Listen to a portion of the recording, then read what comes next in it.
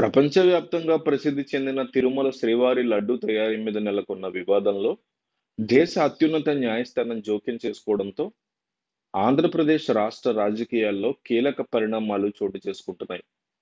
లడ్డూ తయారీ కోసం వినియోగించే నెయ్యి తయారీలో ఎలాంటి కల్తీ జరగలేదు అంటున్న వైఎస్ఆర్ కాంగ్రెస్ పార్టీ నాయకుల వాదనలు మరింతగా బలపడ్డాయి.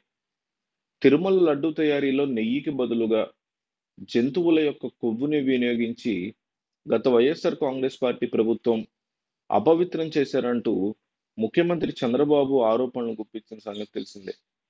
ఉప ముఖ్యమంత్రి పవన్ కళ్యాణ్, మంత్రులు నారా లోకేష్, వై సత్యకుమార్ సహా పలువురు జనసేన, భారతీయ జనతా పార్టీ నాయకులు దీని మీద ఒక పెద్ద ఉద్యమమే చేశారు. పవన్ కళ్యాణ్ ఏకంగా ప్రాయశ్చిత దీక్ష కూడా దిగారు. వైసీపీ ప్రభుత్వం చేసినటువంటి తప్పుకి తాను ప్రాయశ్చిత్తం చేసుకుంటున్నానంటూ కూడా ఆయన దీక్ష చేశారు. ఇందులో భాగంగా విజయవాడ కనకదుర్గమ్మ అమ్మవారి గుడిమెట్లను కూడా ఆయన శుభ్రపరిచారు.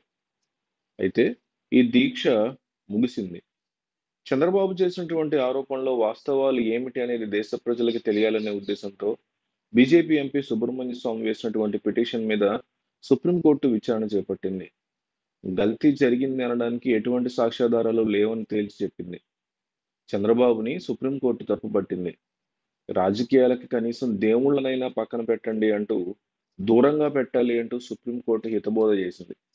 దీని మీద పవన్ కళ్యాణ్ కూడా స్పందించారు. తాజాగా విజయవాడలో తనని కలిసిన కొద్దిమంది విలేకరులతో ఆయన మాట్లాడారు. తిరుమల లడ్డు కల్తీ గురించి సుప్రీంకోర్టు చేసినటువంటి వ్యాఖ్యల గురించి ఆయన క్లుప్తంగా స్పందించారు.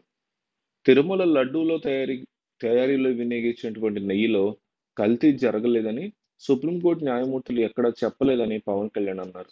విచారణ జరుగుతున్న సమయంలో తమకు అందుబాటులో ఉన్న సమాచారం ఆధారంగా మాత్రమే న్యాయమూర్తులు అలా చెప్పి ఉంటారని తాను అనుకుంటున్నానన్నారు.